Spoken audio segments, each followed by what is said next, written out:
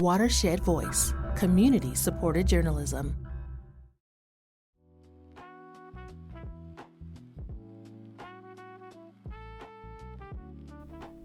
Welcome to Good Grief. I'm Aundrea Sayrie. This is a space for honest conversations about loss, healing, and what it means to move forward without leaving love behind. Thank you for spending the next few minutes with me. Let's grow through grief together.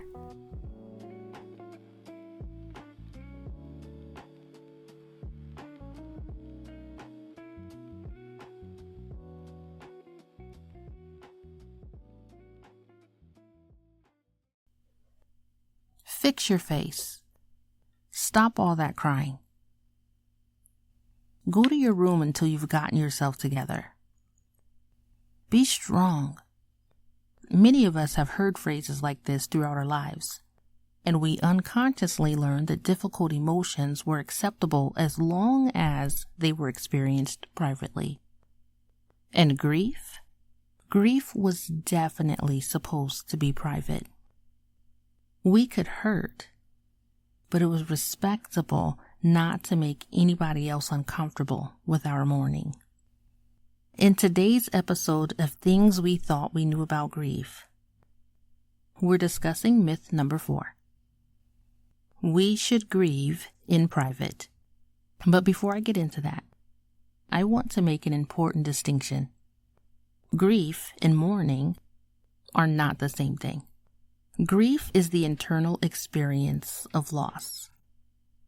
Mourning is the outward expression of that grief.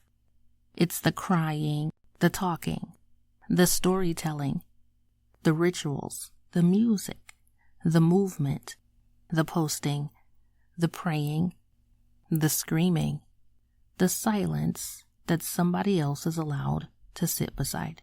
Mourning is what happens when some of what we're carrying on the inside is given somewhere to go. And we have been taught to suppress that. I know I was. When my grief became more than I knew how to carry, I was a blubbering, crying mess, and I mean that literally. I cried at the drop of a hat, in front of people I loved, in front of friends, in front of strangers. At first, I tried not to. I would pull myself together, swallow it, get control of myself. Because even in the middle of being absolutely overwhelmed by grief, part of me was still worried about how my grief was affecting everybody else. Still, at times I'd post on Facebook because it had become so overwhelming that I was afraid of what holding it all in would do. And even then, I worried. Are people tired of hearing about this? Am I sharing too much? Am I making people uncomfortable? That fear wasn't imaginary. As I shared in the last episode, I'd already experienced this with the Bible study teacher, that people could become uncomfortable with my expression of grief. So there I was, already carrying something unbearably heavy and carrying the additional burden of trying to make my grief easier for everybody else. I was burdened, and I was alone. Surrounded by people, family, friends, church members, co-workers, and still I felt so alone. Grief needs to be witnessed. Being witnessed doesn't mean everybody needs access to your grief. It doesn't mean posting everything publicly. It doesn't mean telling your story before you're ready.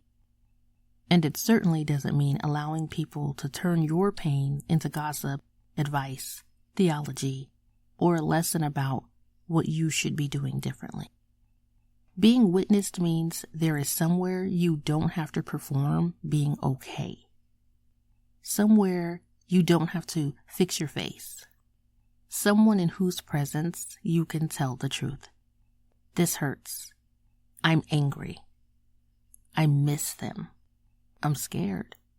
I don't know who I am anymore. I don't know how to do this. And sometimes and this is the part that can hurt, the people capable of witnessing your grief will not be the people you expected. Loss has a way of revealing our relationships. Some people we were certain would show up won't know how. Some will disappear. Some will try to fix us because sitting beside pain they cannot repair makes them uncomfortable. And then, somebody you never expected will pull up a chair. You'd be surprised who can become part of your village.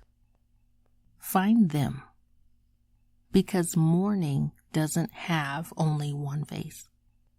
For me, mourning often looked like crying. A lot of crying. But crying is only one language the body uses. Grief is experienced throughout the body, so attempts to soothe that ache can cause one to seek whole body experiences. Sometimes mourning looks like talking. Sometimes it looks like creating, working, moving, praying, eating, not eating, sleeping, not sleeping, having sex, seeking a continual high, drinking, using. Anything that gives us relief, even temporarily, from what feels unbearable inside. And I want to make another distinction here. Not every behavior we use to escape pain is healthy mourning. Some of the things we reach for can hurt us. Some can hurt other people. Some can become addictions of their own. After having loving and sitting with people through addiction, listening to their stories, and paying attention to what sits underneath some of these behaviors, I've learned to ask a different question. Not just, what's wrong with you? But, what happened to you? What are you carrying? What are you grieving? Sometimes the person who stays continually high is grieving. Sometimes the person seeking connection through sex is grieving. Sometimes the person who appears to have it all together is grieving. And sometimes the most empathetic, highly sensitive person in the room has become exceptionally good at carrying everybody else's emotion because nobody ever taught them what to do with their own. We don't always recognize grief when it isn't crying, especially when we've been taught that even the crying should happen behind a closed door. And this is why the myth that we should grieve privately can be so harmful. Because when you suppress mourning, you don't eliminate grief. You eliminate some of the places grief can go. The loss is still there. The body still aches. The nervous system still knows. Your relationships are impacted. It's hidden in your habits. Your sleep is impacted. Your coping mechanisms show. Even when you've gotten very, very good at fixing your face. Human beings were never meant to experience every painful thing alone. We have mourned together for generations. We gather, we tell stories, we bring food, we sing, we pray. We sit beside one another. We hold hands. We cry together. We remember together. Because there are some things another person cannot carry for us, but they can sit beside us while we carry them. That's different. And sometimes, that's everything. So if you're grieving right now, I want you to consider something. Who gets the truth? Not the polished version. Not the, I'm hanging in there. Not the version designed to keep everybody else comfortable. Who gets the truth? If you don't have that person yet, that doesn't mean they don't exist. Your village may not look the way you thought it would. Keep looking. A trusted friend, a grief group, a therapist. a faith community that knows how to sit with questions instead of rushing towards answers. Someone who has survived a loss of their own and doesn't flinch when yours enters the room. Find somewhere you don't have to fix your face, because grief may happen inside of us, but mourning gives grief somewhere to go. And healing begins when what we've been carrying privately is finally allowed to be witnessed. That's good grief.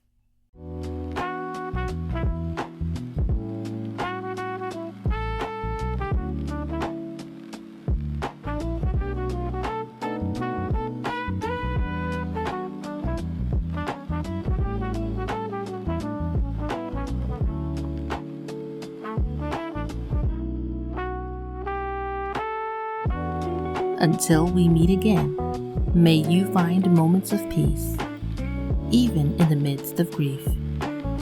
This is Good Grief with Aundrea Sayrie.